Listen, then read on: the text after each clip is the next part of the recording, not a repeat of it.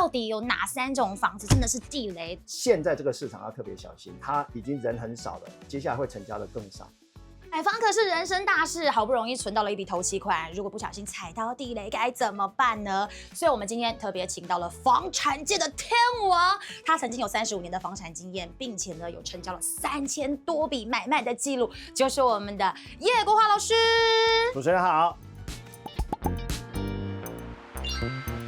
到底有哪3种房子真的是地雷？首先第一个就是凶宅，我不碰。有一些投资客他们会觉得说，凶宅的利润空间很大，而且不要自己住就好啦。为什么你没有想要买？没错，像这样的新闻呢，记者很爱写，但写了一阵子后，这个新闻就没有了，那个人也不见了。事实上，凶宅是这样子啦，我觉得不是不能卖啦，因为假设你真的碰到了，那你也要帮屋主解决问题嘛。对。但是那个都是属于投资型的，就买的人绝对不是自己要住。他就是想办法弄好之后就卖给别人，然后赚价差嘛。对。那这件事情呢，以我做房仲的人的角度来讲，我是不做的，我不赚价差。所以呢，我既然这样子，我就把房子好好卖。可是，在卖的过程中，还是不小心会遇到说，有类似凶宅或真的是凶宅这样的事情。有一次，一个客户呢，就从国外回来嘛，就看了一个房子，然后我就想想，他要的地方根本没有什么房子啊，又要车位，又要4房，又要电梯，又要便宜，就是在修个短袜嘛。然后我就想一想说有一间大概盖好快15年了，然后那间房子从头到尾就空空没人住，可是它又有车位。对。那我就想说，把他带他去看，他先生他小孩都会喜欢啊，所以重新装修完以后住进去。那我当然会持续关心他们住的状况。结果有一天他打给我，叶先生说，你好，怎么样？我小孩晚上都不睡觉，他说怎么有人躲在衣橱上面呢？避阴宅哦。哪里啊？那里有一个啊。他整晚就没睡觉，我想到天哪，这个房子到底是不是凶宅？我卖给他，那我怎么办？他万一找我解决怎么办？国华哥，我有疑问，那当初那个没有登记，它是凶宅吗？没有啊，就10几年没有人住过啊，我哪知道它是不是凶宅？而且大概20年前那时候对凶宅的定义跟要求，就是所谓的房屋的本身的标的物现况说明书，并没有像现在要求这么严。所以这个房子是不是凶宅不知道，但问题是发生了这个事情嘛，怎么办？我说要不要请老师来处理一下？他说我们是基督教徒，我觉得如果真的把他请出去以后他要去哪里流浪呢？他很善良呢。那叫善良。看他们一起和平共处这样。对。那他真的就这样等你知道吗？小孩从小学读到国中的时候，他跟我说妈妈他怎么不见了？这个也打开了我的眼界了。所以你说他是不是凶宅？可能是凶宅，要处理吗？他又不处理。所以呢，这个事情呢就很奇怪。他一定会告，对不对？对，他一定说你别凶宅给我，你若都没跟我讲，你就给我骗，你若别遐凶。你嘛唔知啊？唔知是你中介讲的啊，你别给他骗，那么讲你唔知。消费者不会站在我们的立场说你唔知，他认为你就是蓄意欺骗万一他真的是凶宅，这下子我就惨了。我比较站在消费者的角度，我才害怕嘞。我在不知道的情况下，我买到，然后中介也不知道我该怎么办。是，所以这个消费者第一个他没有保障，第二个我也没办法替他负责任，所以我的做法就是我不卖。所以我不卖就没事吧，所以凶宅我就不卖了。这个是地雷的第1种，第2种呢？第2个不碰也不卖就是海沙屋啦。那为什么海沙屋我不碰呢？比如说我们进去委托看了房子以后，通常像这样上面都有天花板，对不对？你看不到东西。通常我都会走到外面的阳台，如果有海沙屋晒衣服的阳台，基本上它的这个水泥块是会剥落的。第2个就是走到所谓的公共楼梯，你会看到它原始的样子，是不是有海沙可以看得出来？那如果是我问屋主，房东，您这个房子有没有海沙屋的现况？首先他的态度就是否认这件事情。所以如果他真的是海沙屋，回来我就跟他讲，这个我们就想办法不要接好了。我们如果把它卖了，我们一定要跟客户讲这个疑似海沙屋，他反而恨我们一辈子。第2种现象就是你去看的时候都装修好好的，你去哪里看都没有事，可是一住进去之后呢，小孩子那边跳一下，楼下就来抗议了。你那个天花板就掉下来，掉到我们家客厅，哪有柯林问到的信息呢？但是他就是金玉其外，败絮其中嘛。对，所以他那个就把它盖起来。事实上 ，A 卡的钢筋屋体然后那个水泥块是掉下去的。你去处理的时候，发现说，你在赔啦，不来赔就好。然后我们就开始跟屋主讲说，这是海沙屋，没啊，没红外线的没啊，他也不想承认。好，那我再告诉你，你去整栋谈的时候，没有人要承认说我这一栋是海沙屋。为什么？因为承认之后，立刻那个房价就掉下去。你打8折、打7折给我，我都不一定会买。因为那住了会影响身体。当然，不只是身体，它有危险的问题，地震来会摇会倒。如果整栋是这样，我就跟我的伙伴讲，这一栋拒接。这种事，如果你卖了，你将来心情怎么安定？对啦，自己也不能安心啦。不行啊，我们不要做那种事情，亏心事。亏心事，对。这就是我第2个不卖的房子，就是海沙屋。那第3种呢？就是辐射屋啦。辐射屋当初最有名在台北市中山区，以前呢，政府是有车子会开着一个巷道一个巷道开过去哦，那里面的仪器就会哔哔哔哔哔哔哔哔，其实他都知道哪些事哦。哔完之后，每一栋都被做记号之后，大姐，你们这一栋有没有住过？有没有什么问题啊？有没有人生病啊？有没有人得癌症啊？没有人会跟你承认的。可是那一栋就是他们哔哔哔警告声最大的那一栋。隔壁栋也会影响吗？我感冒，你就在我隔壁，你看会不会影响吗？哦，那不就是整区都会被连带影响到吗？所以这件事情就不要跟自己赌啊！你身体健康没有比人家好，千万不要去跟生病的人靠太近啊，这样容易生病。过去他们就会做一些什么铅板啊，什么这样隔个，我认为那个都没有用，那个都是心理安慰而已啦。对，恢复的不会按照狗混嘛不好了。嘿啦。Hello， 大家好，我是尚华，非常开心大家喜欢下班去你家这个节目。可是团队告诉我说，其实还有7成的你们还没有订阅哦，欢迎大家赶快来订阅我们风传媒的频道，一起加入我们的行列吧。其实对于大家来讲啊，嫌恶的设施呢，除了这个之外，还有一些心理上的因素，公庙也是比较不喜欢的吼。这个就是我卖了这么多房子以后，我长期发现的一个问题。公庙的房子你带10个客户来10个嫌呐。有一次很好笑，我在卖一个大安公园旁边的一个大楼哦，很漂亮，很好 ，view 也很好。奇怪，老是不会成交，客户带来晚上来看，白天来看，假日来看，看了2次以后都不成交，你知道为什么吗？为何？我们入口的对面1楼有一个公庙，他们会在那边做一些法事哦。玉林关我这一栋大楼什么事？不好意思，所有人都不买。看到好像还是会避一下。我没带几件，经过加倍痛。价钱呢，从1800卖到1600，1600卖到1400，1400卖到1300。你说大安森林公园那附近？对，那个 timing 啊，那个 timing，现在那个房子至少4、5千万啊。对啊。然后那个 timing 就没有人要买啊，最后谁买？就是他的邻居。因为他就住在那附近他住在那里面，他就不 care 嘛。你怎么会找到那个邻居刚好想买？先挖克地回，地回克地量嘛。就是当你遇到挫折多了以后，你就会想，与其往外求，不如考你靠近的。附近的邻居他的这个厌恶感也不会这么重，他就是等他房价掉下来嘛，是的，没有错。哇，老师今天听你讲，我真的觉得收获满满。那其实现在还是蛮多的朋友都有买房的刚需嘛，有没有一些呢是大家在买房的时候一定要特别注意的必要条件？第一个，请要有轨道嘛。你现在房子年轻人不管怎么买，将来要卖的话，如果没有捷运在周边你将来卖都非常困难。所以现在很多人，比如说在青埔住的，他就坐高铁来回的，坐捷运的很多嘛那如果不是在这些地方的，请你现在这个市场要特别小心，它已经人很少了，接下来会成交的更少。那如果不在这个轨道的位置上，它会更萧条一点。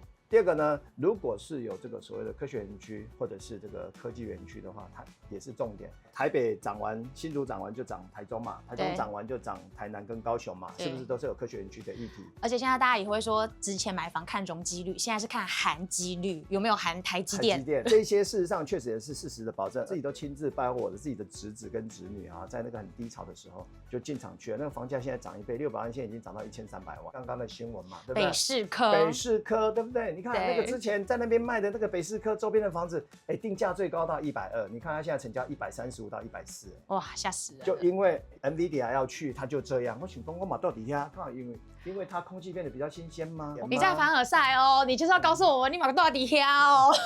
我到底要同人拢在啊，不是没人在。那个合体就是我跑步的地方。第3个就是离开太偏远的地区，比如说现在全台湾来看，比如走到台南，台南的北部叫做善化，南边叫新市，再过去安平，安平的北边叫安定。你觉得安平会掉还是安定会掉？一般人都搞不清楚，对不对？善化不太会掉，新市也不太会掉，安定就会掉。第二个走到中部来的时候，你会发现说到清水跟沙鹿的海边，那个海边它将来也会修正很久，因为它过去在涨的时候，姑姑爷爷娘娘一起涨价啦。老师，我跟你讲，我台中人。你台中人？那个吴清，我得罪的嘛。不，因为吴清那边有那个山景outlet所以那阵子什么清水沙鹿一起共同涨蛮多的，就全部一起涨起来，就是有事没事大家一起涨嘛。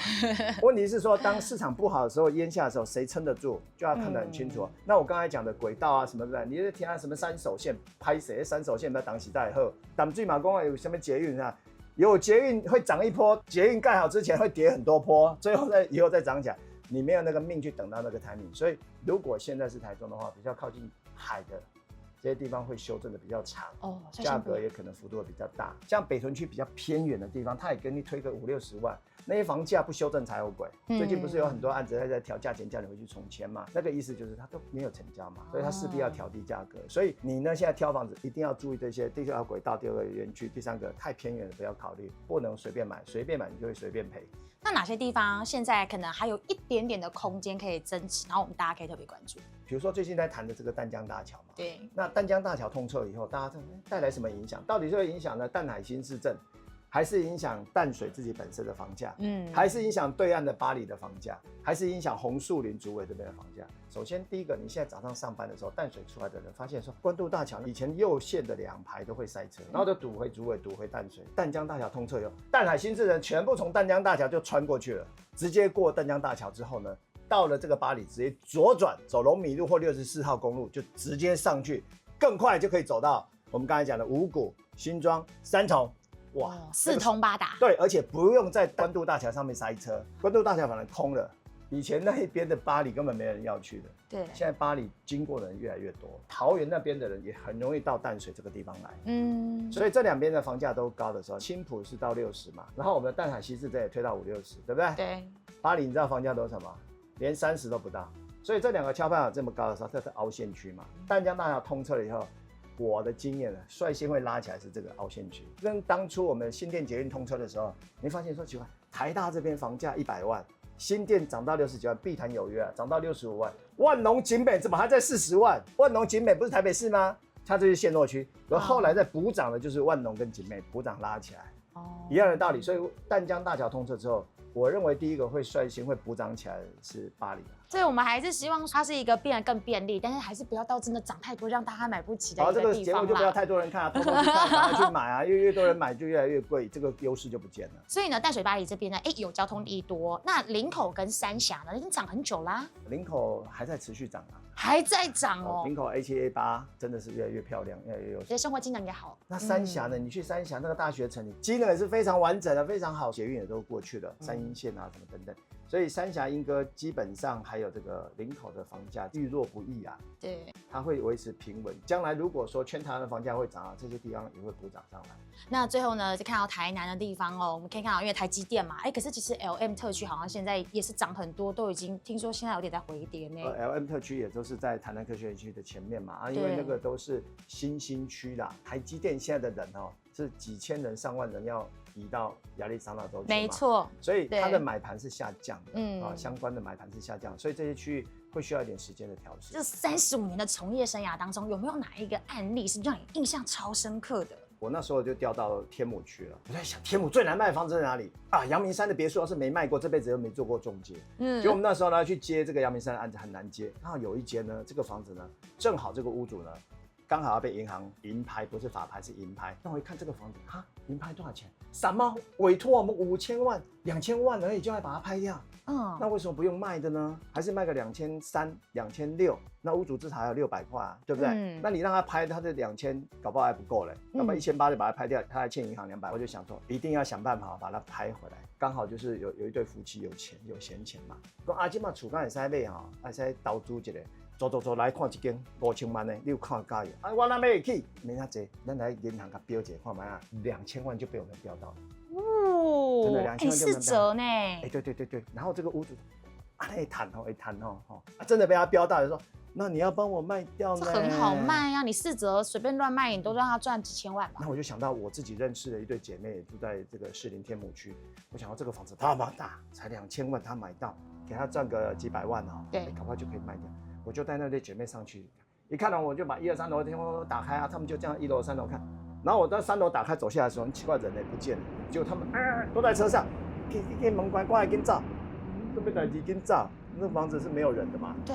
我想说这个房子有什么东西，赶快跑快一点，赶快跑出去上车。我记啊，现在跟照出来了，跟出来了。车开到养德大道的时候说，你没看吗？看到啥？那底下无多啦，你拢无看，遐大尊你无看，专程遐大尊底下目睭遮大了，你去看你无看？那我就姑且信之。我想说我没做什么坏事，而且他3层这么大盯着，表示说他要盯着谁才可以进来买这个房子，谁配？谁配？对。那我就跟很多同事开会，谁有什么买方，谁有什么买方。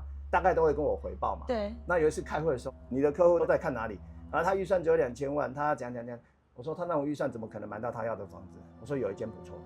我说他的背景是不是某某将军2、3颗星的那个？对，就是他。那应该没有比他大的，这个官应该够大，镇得住哦。你敢招？没来没看，没去啊，买厝来拢看山下，他上面他买不起，你那个看价都要3000多万，是你要住还是他要住？是你要买还是他要买？对。你们请他这，你就约他，负责约他来看，我负责去带看，然后你们看我在旁边就好了。结果就真的就约来了以后，当然有随附车啊，就这样上去，我都站在后面，我都不讲话，就让他看，然后他们就离开了。后来我就把他关完回来以后，你看他第一个跑来跟我讲，有喜欢那我就跟他讲说，你看，你如果没让他上去看，你怎么知道他会喜欢？结果他会不会喜欢就被你直接做掉了，就咔，现在谈价钱，他说多少？我说你要谈的话看他啦，他说他只有2000万。你跟他讲了2000万加南部的房子，再贷个1000万，就自备款可以给你买3000万嘛，一定帮他买到。那如果他真的买，我还会帮他再谈便宜一点。好，结果最后呢，他就说好啊，他的随父就来找我了。这个怎么谈？这个谈多少？我去跟我们这个老板讲的。后来我们就处理了，后来就成交了。惊喜价，我没有让他花超过3000万，也没有超过2800万。你很会媒合，你找适合的人是不是那种军警人员都比较一身正气？他的官位够大，他的八字够重，这个房子他住进去，我认为他不只是适合而已。结果他买到之后，我说他一定飞黄腾达，连升3级。不好意思，因为目前还住在那里，我就不要讲谁了，绝对还在那，然后还没退，已经退休，都退休了，这么多年了嘛，十几20年了，他已经退休。可是呢，他本来已经退了，再被回聘回去，升一阶，再升一阶。你看这个房子很旺，所以我跟你讲，买到好的房子真的会帮你旺哦，真的。所以挑房子很重要。老师刚听你这样讲，我真的觉得今天学到很多，而且特别是我很喜欢刚刚那个，就是买到适合的房子，还有机会能够更上一层楼。老师，拜托我们加一下赖，人生加分啊！真的，我很需要。